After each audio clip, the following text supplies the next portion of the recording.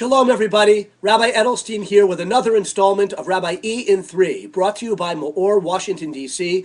Our website is MEORDC.com. Have a look and learn about our programs, including the Maimonides Jewish Leaders Fellowship, for which we're accepting applications now for the spring semester. We're doing one at GW and at AU, American University. Okay, this week's Torah portion is Chayei Sarah, and it's in the middle of the book of Genesis, Bereshis. You know, the book of Bereshis doesn't contain many mitzvot, actual commandments. One of the purposes our sages tell us of including the book of Bereshis, Genesis, in our Torah means instruction, but there are not many clear instructions or mitzvot in the book of Genesis, but one of the purposes is to teach us proper character traits. On display in each and every portion are character traits, both good traits that we should emulate and bad traits that we should avoid.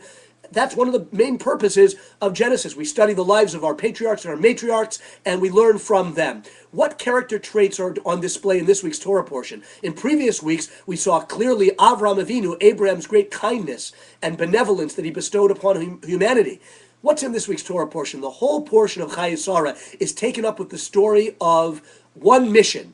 Abraham sends his trusted servant Eliezer, a Canaanite servant, to get a daughter for Isaac, for Avram's son. And he sends him back to the ancestral homeland in Mesopotamia.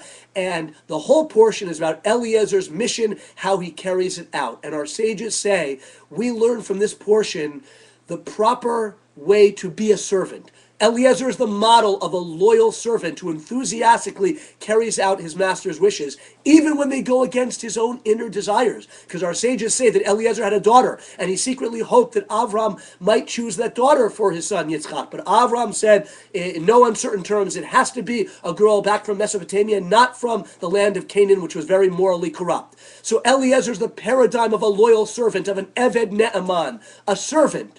We're all supposed to be servants in this world. Our rabbis say that each one of us is sent into this world with a unique neshama, soul, and a unique mission to refine our negative character traits, to elevate ourselves, to bring out our potential. No one in the history of the world has ever had a mission like you or like me. We're unique.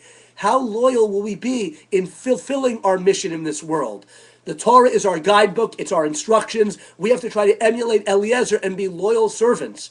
That is the glory of this week's Torah portion. And the truth is, Moshe Rabbeinu, Moses, at the end of his life, God describes him, the Torah describes him with the epitaph, Eved Hashem, a servant of God. That's a very lofty, high level. May we have the strength, each one of us, in our own circumstances, to be loyal servants of God, bring out our potential, and make the world a better place. Have a wonderful Shabbos.